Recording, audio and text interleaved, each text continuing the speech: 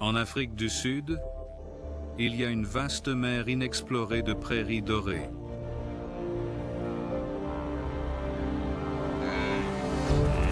Sauvage et isolée, il y avait de grands troupeaux dans la savane et des prédateurs attendant de faire leur choix.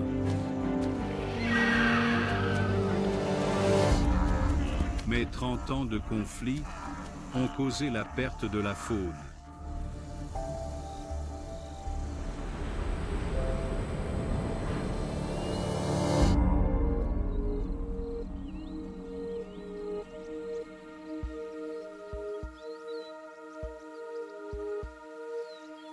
Maintenant, la paix est revenue dans cet Éden abîmé mais magnifique.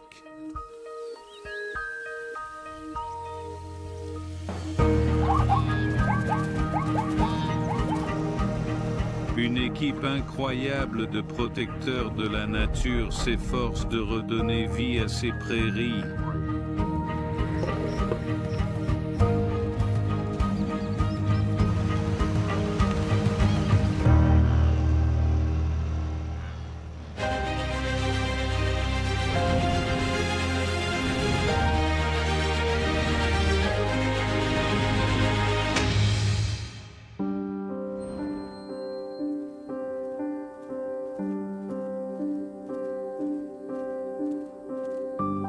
Depuis plus d'un siècle, la plaine inférieure de la Zambie a été gardée par les Lozi comme un domaine royal de chasse. Un parc national. C'est une des plus anciennes réserves d'animaux en Afrique. Ces prairies s'étendent sur plus de 3600 km², dans l'ancien royaume de Barotseland, à la frontière reculée entre la Zambie et l'Angola.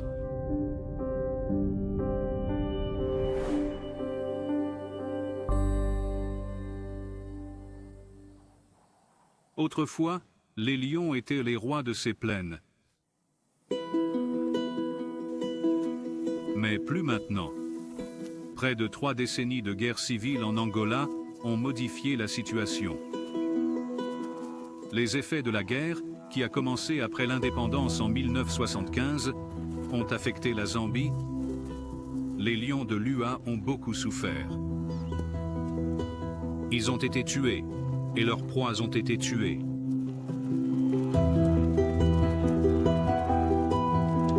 Enfin, une seule lionne a survécu. L'écosystème de Lua était sur le fil du rasoir.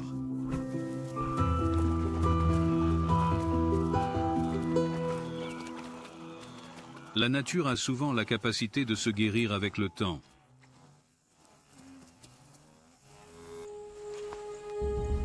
Mais remplacer les pièces manquantes du puzzle écologique demande souvent l'aide des humains.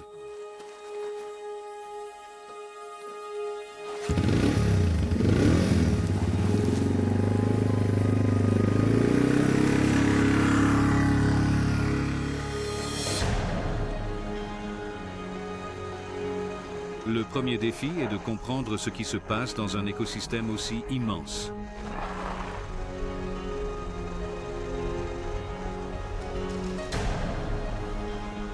Il faut se concentrer sur les prédateurs dominants pour trouver une solution.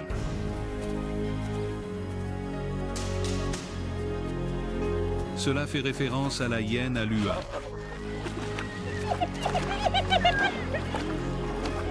En temps normal, hyènes et lions sont des rivaux acharnés pour la nourriture.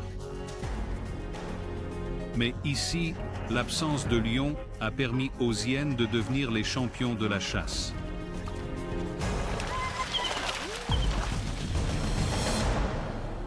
Si les prédateurs principaux vont bien, cela veut dire que les animaux se rétablissent.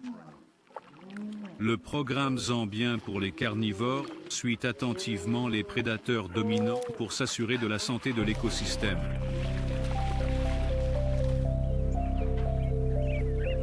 C'est 6 heures du matin. Un nouveau jour débute. Le scientifique doit d'abord trouver les prédateurs. Il faut avoir le vertige pour cela.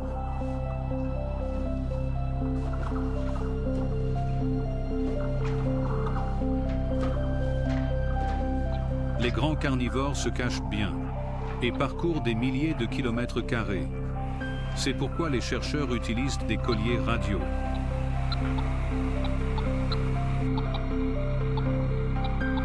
Du haut de la tour radio, on peut recevoir le signal de n'importe quel collier dans un rayon de 7 km.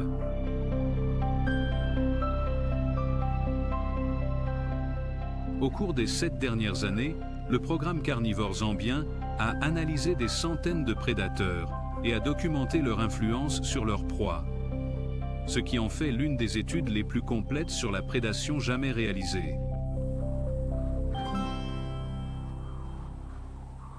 Après avoir localisé une hyène grâce à la tour radio, le chercheur principal Dan Schmidt se met en route. Ce territoire immense n'a ni route ni repère visible. C'est sec et vide.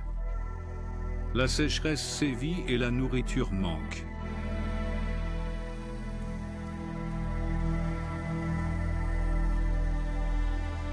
La majorité des grands troupeaux de proies migratrices se trouvent encore très au nord. Là-bas, il y a plus d'eau. Ils viendront au sud avec la pluie.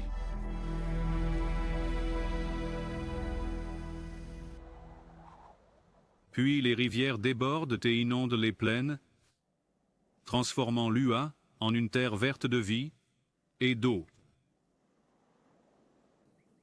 Suivre les animaux sauvages durant la saison des pluies devient bien plus compliqué. Donc les scientifiques doivent rassembler autant de données que possible maintenant. À hauteur du sol, la portée du récepteur de Dan diminue à 1,5 km. Localiser la cible demande des essais et des erreurs.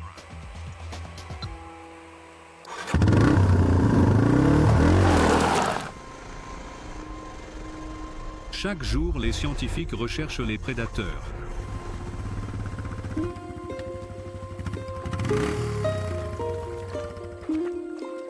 Dan prend des photos pour identifier les hyènes et il enregistre leur position et leur activité. Les hyènes de l'Ua figurent parmi les plus imposantes d'Afrique. Il a passé des années avec elles. Dan pense qu'ils sont mal compris. Alors que les gens regardant les hyènes comme elles sont des voleurs de proies. Elles ne sont pas aussi belles qu'un lion ou un guépard. Oui, les hyènes sont mal vues, mais je pense que ceux qui ont exploré l'IU et a rencontré des hyènes ici modifiera son avis à propos des hyènes. les hyènes ne sont que rarement une menace pour les humains, mais elles demeurent des prédateurs dangereux et doivent être évitées, sauf par des experts. Dan sait qu'en plein jour, les hyènes ne chassent pas. Mais plus tard, quand le soleil se couche, ce sera différent.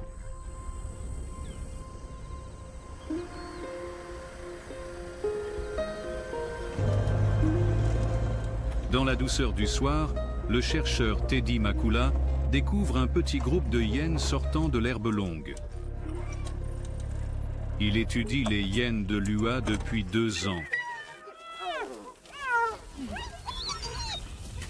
Elles ont l'air de se préparer à chasser. Teddy essaiera de les suivre.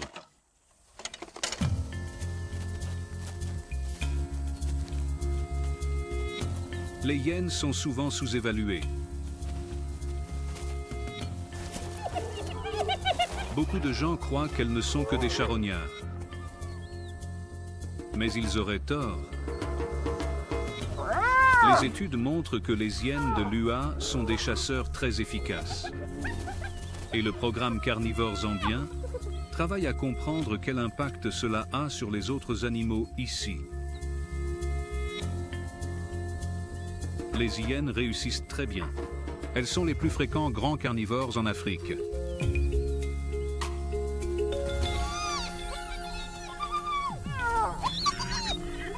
Ils ont des sociétés complexes, fondées sur le statut et la domination des femelles. Les hyènes interagissent beaucoup. Vous savez, c'est juste ça. Une interaction sociale qui se distingue des autres carnivores. La hiérarchie est extrêmement bien respectée. Et chacun connaît sa place, oui. Ils savent ce qu'ils doivent faire et ce qu'ils ne doivent pas faire. Et ils prennent bien soin les uns des autres, oui. Les hyènes sont très intéressées. Heureusement, il y a mieux à manger que les pneus de Teddy.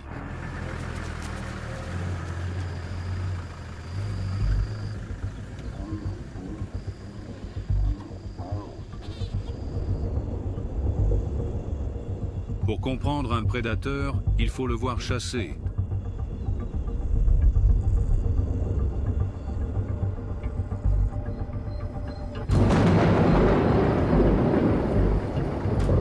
Cependant, traquer les hyènes la nuit représente un défi. Les hyènes traquent un troupeau de gnous. Une tempête électrique, précurseur des pluies imminentes, aide à camoufler leur approche.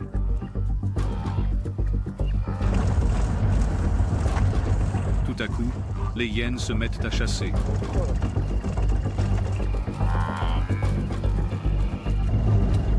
Elles courent à 60 km/h.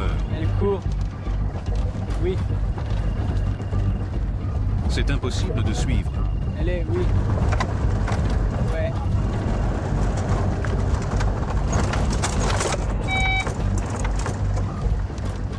Teddy conduit d'une main et essaie de suivre les hyènes avec l'autre. Les hyènes visent les gnous adultes,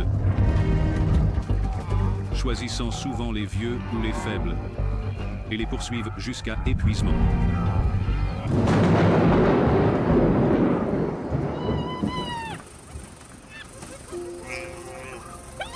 Victoire!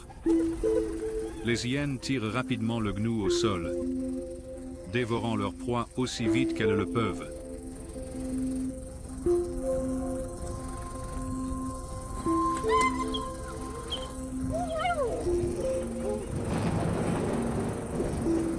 Les hyènes, grâce à leur ouïe fine, peuvent entendre le bruit jusqu'à 8 km et essayer de prendre une part de la proie.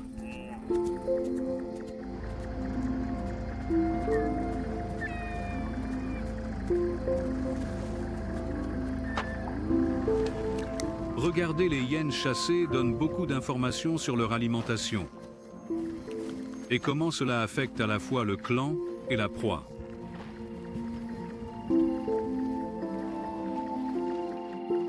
En combinant toutes ces données, Teddy élabore une image claire du rôle des hyènes dans l'écosystème.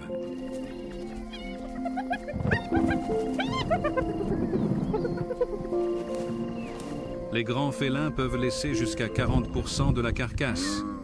Les hyènes se nourrissent de peau et d'os.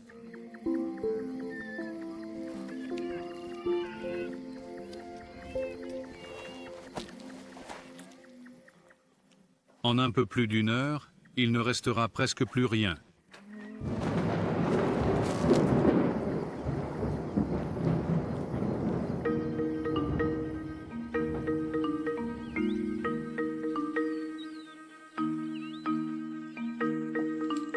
Avec tant de choses à faire avant l'arrivée des pluies, il est important de garder leur vélo fonctionnel. Teddy montre à Chadrick, le nouveau chercheur, comment entretenir le matériel.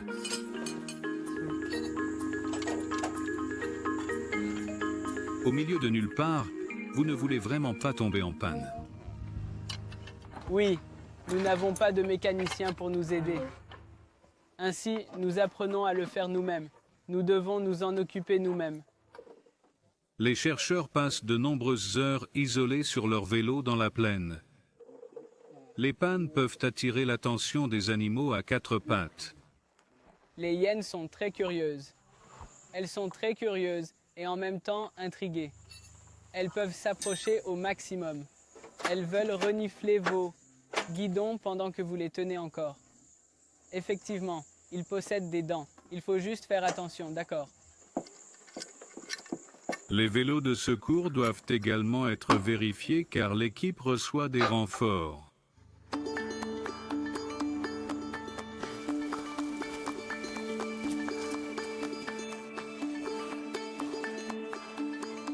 Jassil Msoka est un des fondateurs du projet. En 2009, il a contribué à l'établissement du programme de recherche. Il est maintenant écologue senior au département zambien des parcs et de la faune, basé à Lusaka. Mais il retourne régulièrement à l'UA pour aider. Jassil va sur les plaines pour chercher des prédateurs.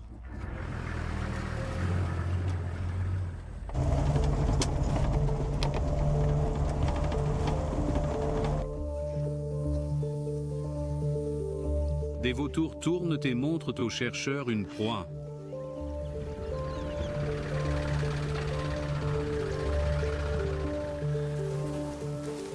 Une hyène mange les restes d'un gnou. Il n'y a presque pas de lions à craindre, donc les hyènes à l'UA se multiplient. Elles forment des superclans de jusqu'à 80 membres. Cette femelle est du clan Nord, un des 5 groupes d'hyènes de l'étude. Elle est loin de chez elle, fouillant une carcasse. C'est une hyène que nous connaissons déjà. Elle est dans l'étude depuis au moins 5 ans. C'est bien de savoir qu'elles sont encore là et dans l'étude. Jassil connaît si bien certaines hyènes qu'il peut les reconnaître par leur marque.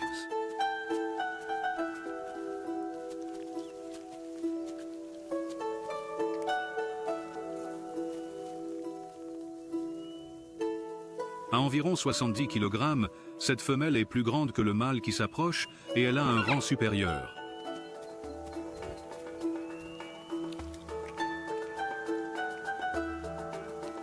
Le mâle devra se contenter des restes de la proie.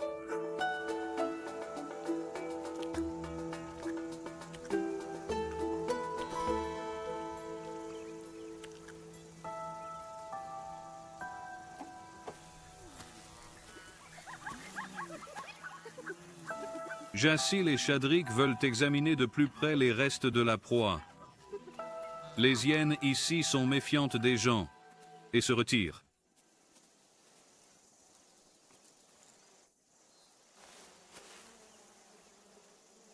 Ils collectent des échantillons pour recueillir des données.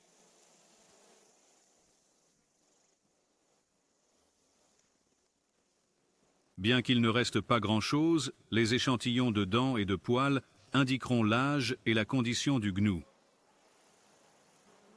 C'est une des nombreuses carcasses. Chacune fournit des indices sur les dynamiques complexes de l'écosystème.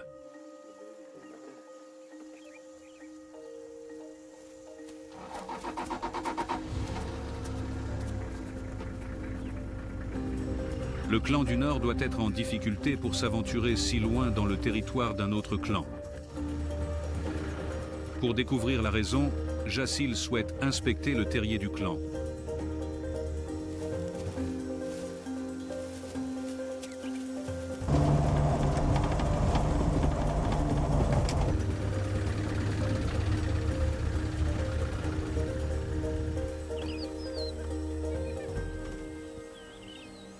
Les hyènes élèvent leurs petits dans des terriers souterrains.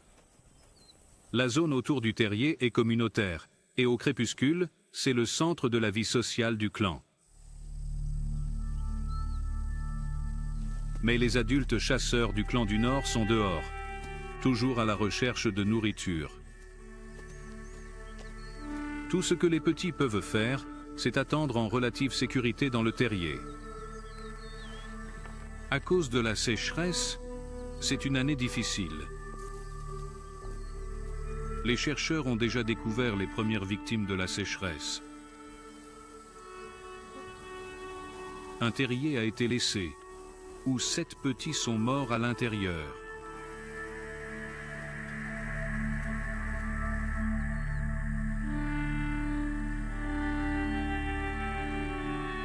Quand c'est difficile, les mères ne reviennent pas toujours au terrier pour nourrir leurs petits.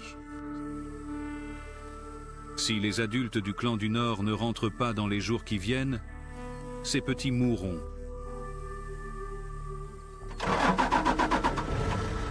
Les chercheurs reviennent au camp pour enregistrer les découvertes du jour.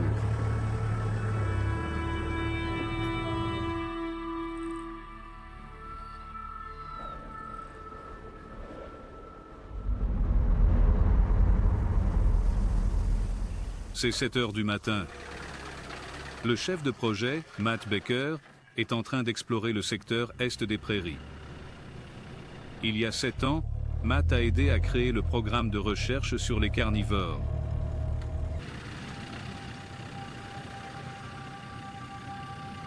Il voit un vieil ami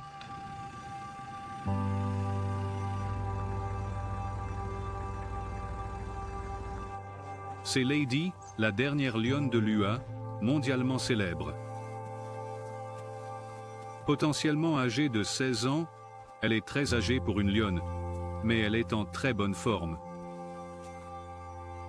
Pendant près d'une décennie, elle a vécu seule dans ces vastes plaines.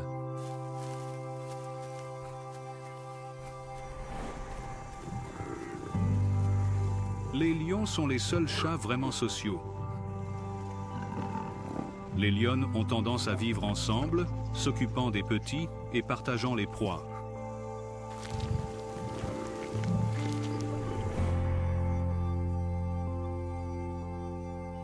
En l'absence d'autres lions, Lady est devenue si seule qu'elle a commencé à fréquenter le camp de Lua. Il était courant qu'elle vienne au camp juste pour passer du temps au camp à un point où vous ne seriez généralement pas à l'aise, où ce ne serait pas sage d'avoir un lion à proximité. Mais elle s'est habituée à cela. Elle n'a jamais mis quiconque en danger. Par respect, elle a été surnommée Lady Lua. Et on ne peut pas ne pas la trouver incroyable. Cela n'a rien à voir avec la science, la recherche ou la conservation. C'est simplement un animal exceptionnel.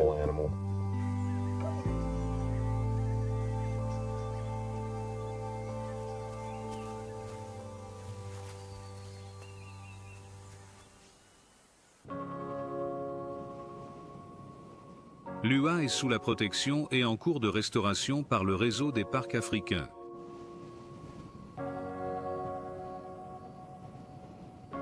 Pour remédier à la solitude de Lady, en 2009, les parcs africains ont introduit 2 mâles. Mais Lady n'a pas réussi à concevoir. Matt et son équipe ont travaillé avec les parcs africains pour introduire une lionne. Ils l'ont appelée Sepu, le mot local pour espoir, dans l'espoir qu'elle puisse initier une nouvelle génération tout en apprenant de Lady.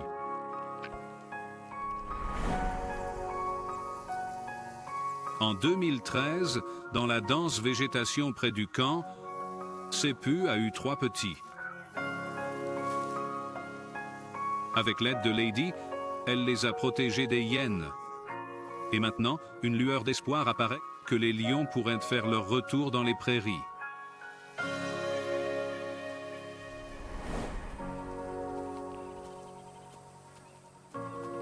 L'histoire de Lady Lua représente bien l'histoire de Lua Plain dans son ensemble.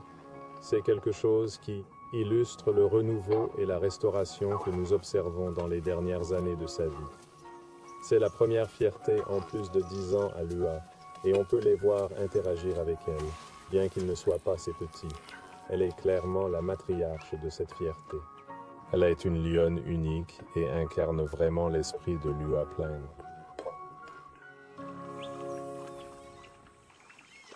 Étant si peu nombreux, la nouvelle fierté requiert des soins et une attention soutenue. Il y a un problème. Il n'y a que 3 lions présents. Lady, Sepu et un des lionceaux. 2 jeunes sont manquants.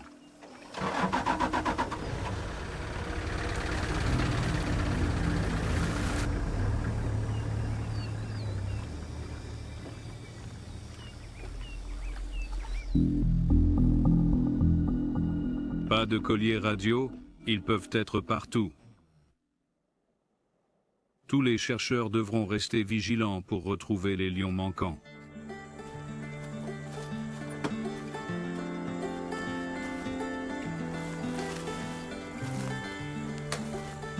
Retour au camp, Jacel sort à nouveau pour voir si des hyènes du clan Nord sont revenus au terrier.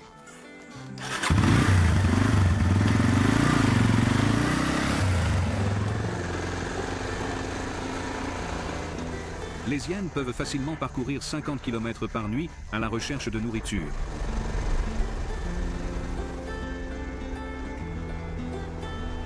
S'ils ont fait une proie, ils auraient dû revenir à l'aube.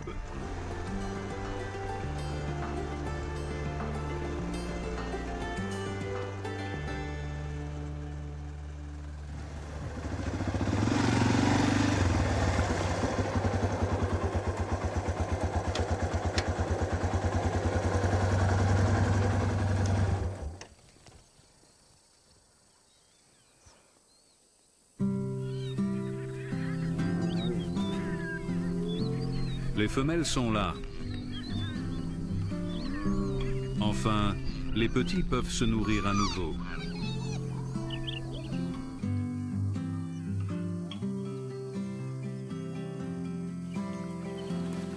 Les petits doivent leur survie à la richesse du lait de leur mère.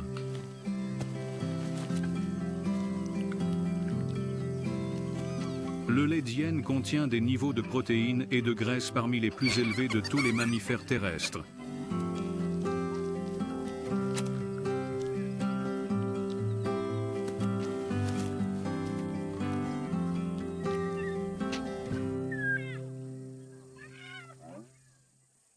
Chaque femelle allait uniquement ses propres petits.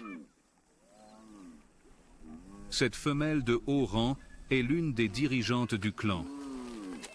Elle a accès à la meilleure nourriture. Ces deux petits grandiront plus vite et plus gros que les autres petits du clan. Un jour, ils essaieront de prendre leur tour pour être le chef.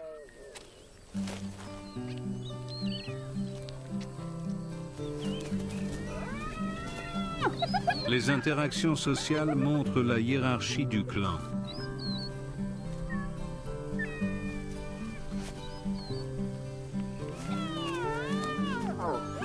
Seuls les mâles de haut rang et les jeunes sont autorisés à s'approcher.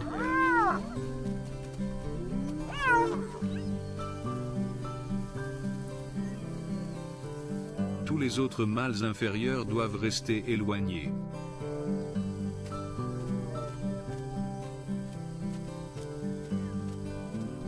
Jacel prend des photos de chaque individu pour que l'étude puisse suivre les évolutions du clan.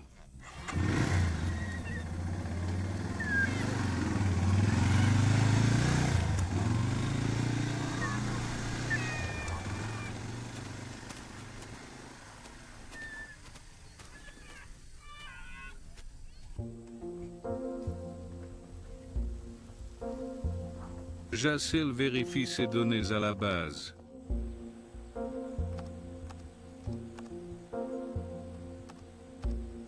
D'abord, il doit repérer les hyènes dans ces images. Leurs tâches sont aussi uniques qu'une empreinte digitale humaine, mais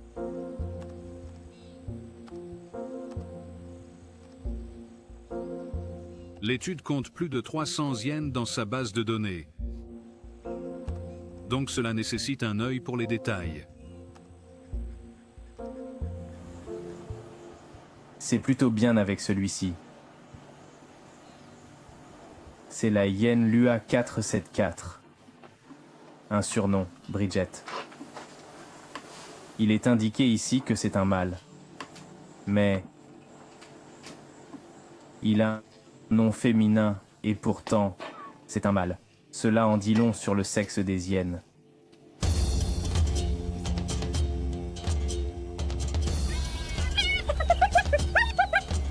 Les femelles dirigent la société des hyènes et il est très difficile de distinguer les sexes. Les femelles possèdent des organes génitaux externes presque identiques à ceux des mâles, d'où la confusion.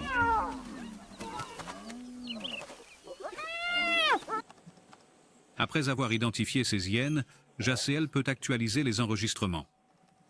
Ainsi, l'étude dresse un tableau à long terme de la survie, de la reproduction des hyènes et de leur impact sur l'écosystème.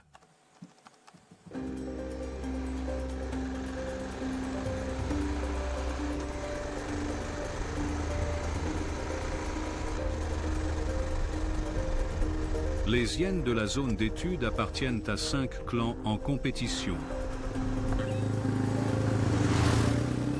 Après 2 ans sur le terrain, Dan commence à voir les distinctions entre eux.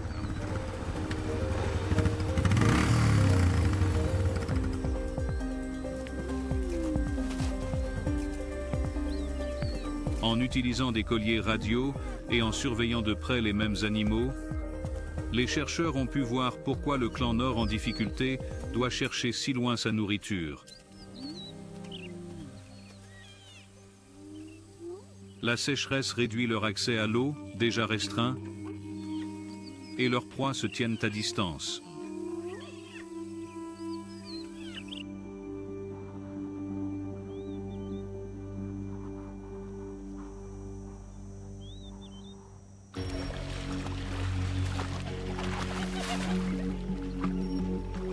Les hyènes à côté deviennent plus fortes et elles compressent le territoire du clan Nord.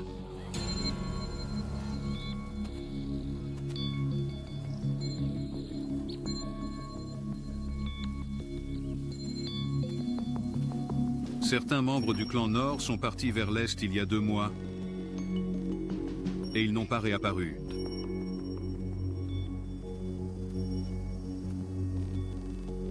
Trois hyènes portent des colliers, mais leurs signaux sont hors de portée.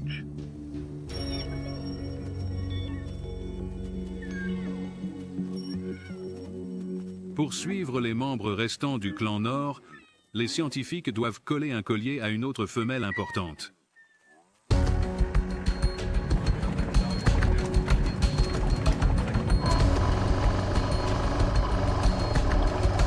Teddy découvre leur cible, une hyène qui se détend.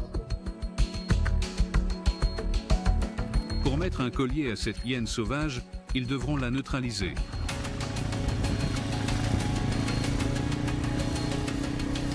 Dan place le vétérinaire en position pour un tir.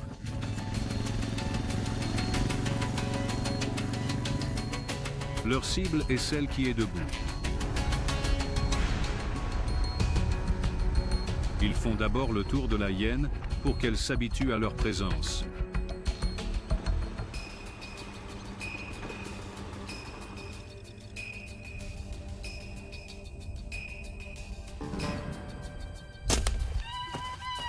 Cible touchée.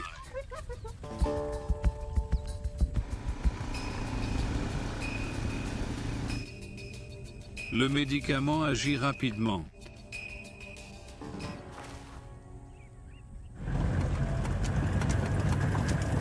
Matt, le responsable du projet, suit de près. Reçu. Nous attendrons ici. Prévenez-nous quant à agir. En travaillant sur l'animal endormi, il y a peu de risques venant du reste du clan. Et il n'y a pas de lion ici. Tous se concentrent sur l'exécution rapide de la tâche en minimisant l'inconfort pour l'animal. Ils masquent les yeux de la hyène pour éviter la poussière et la lumière.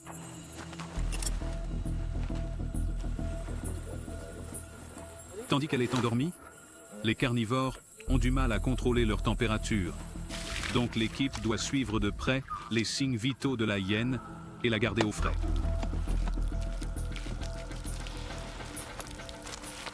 C'est un moment très angoissant car vous n'avez aucune garantie sur le résultat. Mettre le collier demande beaucoup d'ajustements minutieux. Il doit laisser de la place pour la hyène à grandir, mais ne doit pas être si lâche qu'il puisse s'accrocher. ils saisissent cette chance rare de contrôler la santé de la hyène et obtenir plus de données. L'étude de l'ADN indiquera les relations dans le clan. La taille et les dents aident à l'âge et fournissent un profil de ce membre de la population de l'heure. Il fixe le collier.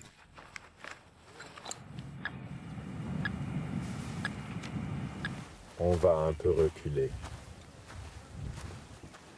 Dr Banda injecte un médicament pour la hyène. Et chacun se retire doucement pour lui laisser le temps de se rétablir.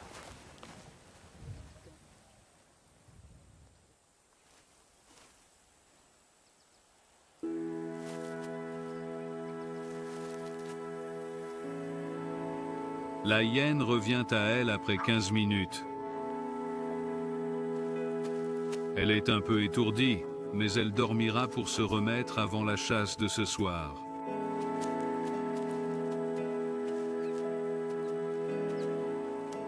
Tout le monde a un travail. La sécurité de l'animal est très importante. Donc, c'est aussi fluide que vous pourriez le demander. Bravo les gars, c'était super.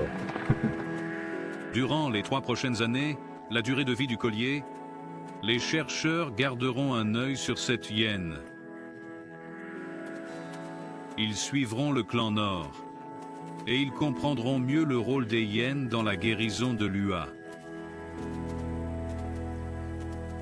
La femelle part, ignorant que sa vie va désormais faire partie de l'histoire scientifique.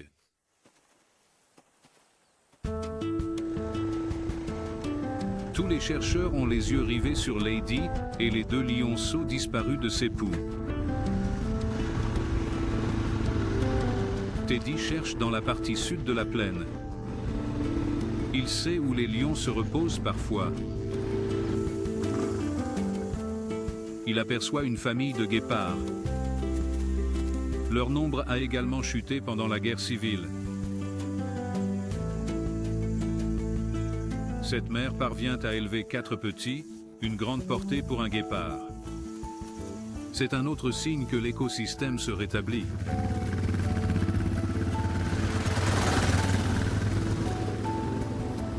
Il y a des hyènes ici, mais jusqu'à maintenant, aucun jeune lion.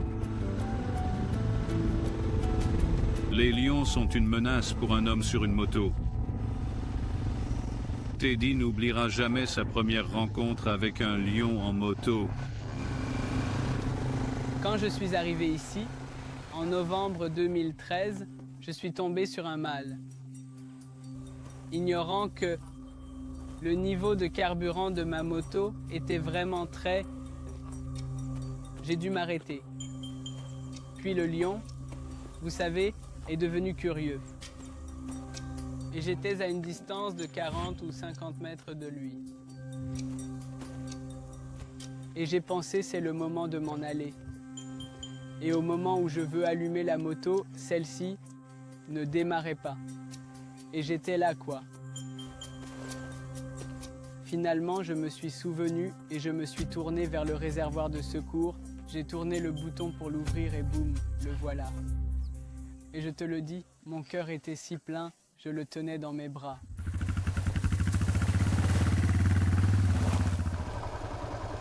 Teddy trouve le fourré et ses instincts s'avèrent corrects.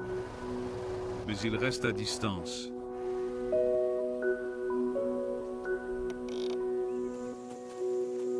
On ne sait pas combien il y en a.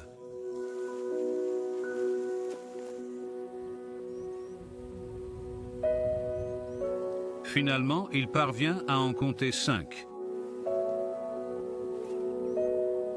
Papa Mike, ICZCP.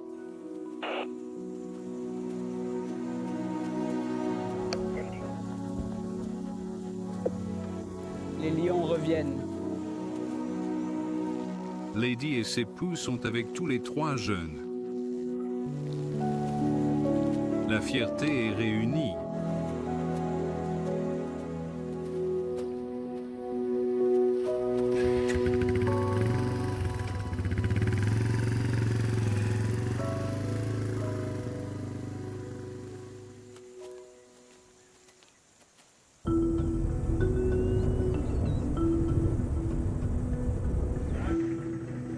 Le matin suivant, l'équipe se réunit.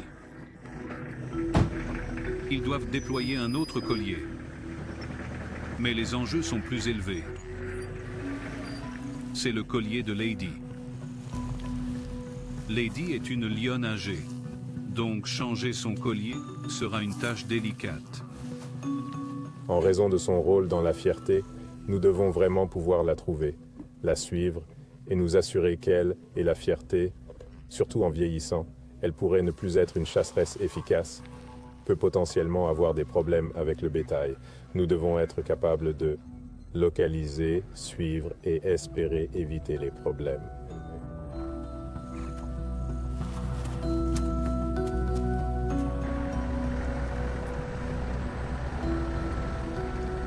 Ils voient les lions dormir après avoir mangé.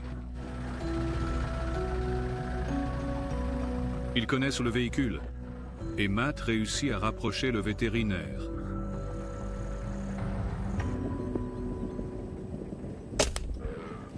C'est un tir facile.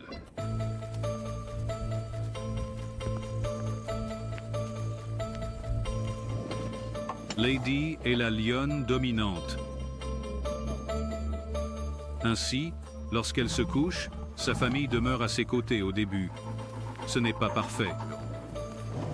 Lorsque le véhicule s'approche doucement, les lions s'en vont. Matt gare le camion pour protéger Lady et l'équipe du reste de la fierté. Il surveille de près la respiration et la température de Lady.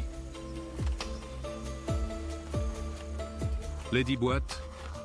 Alors il vérifie ses pattes pour tout signe de blessure. De grandes coussinets atténuent le bruit de l'approche d'un lion. De longues griffes crochues saisissent la proie fuyante et la tirent au sol.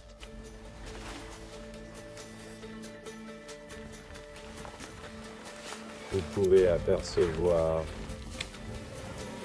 Les lions utilisent leurs puissantes mâchoires pour mordre la gorge et étouffer leur proie.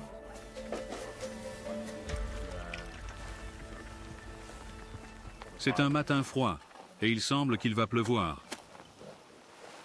Ils doivent garder Lady au chaud et au sec. Pour soutenir l'abri de base, un peu d'improvisation s'impose.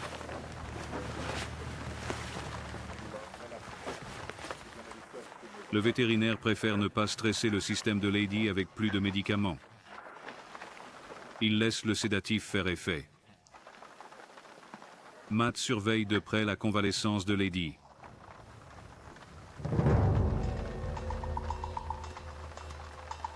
Les autres lions sont curieux. Ils veulent venir, mais la feuille en plastique les inquiète.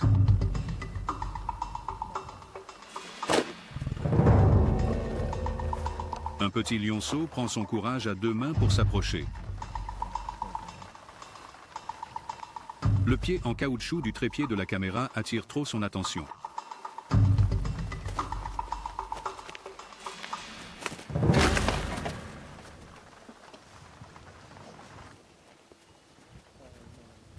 Le bruit réveille l'ancienne. Elle ne sait pas où elle est. Matt ne la quittera pas tant qu'elle ne sera pas complètement rétablie et réunie avec sa famille. Sans les médicaments, cela pourrait durer des heures.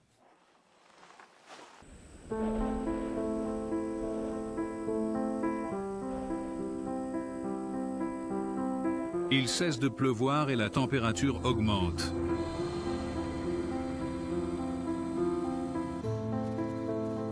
Matt est en première ligne, tandis que la fierté retrouve Lady. juste par leur interaction. Lady est un membre très important de la fierté. Cela s'est donc bien passé, comme tout le monde l'espérait. Je pense que quand on voit la fierté, malgré tous les problèmes, c'est un grand sentiment que, espérons-le, la récupération des lions est sur la bonne voie. Si un lion pouvait vivre une vie exceptionnellement longue et enrichissante, je pense que ce serait Lady. J'espère juste qu'elle aura encore de nombreuses années. Je sais, Ce n'est pas pour toujours, mais c'est dur d'imaginer Lua sans Lady.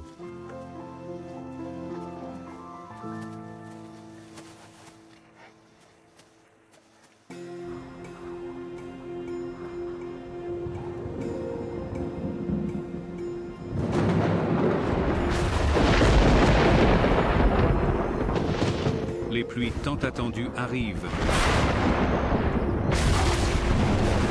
Enfin abreuvé, Lua s'éveille à la vie.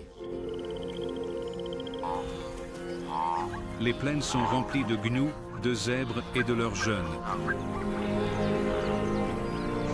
L'étude a trouvé que le nombre de gnous a presque triplé. Lua est désormais le site de la deuxième plus grande migration de gnous en Afrique. Le royaume des carnivores. Dans les mois à venir, la vie sera plus simple pour les hyènes du clan Nord.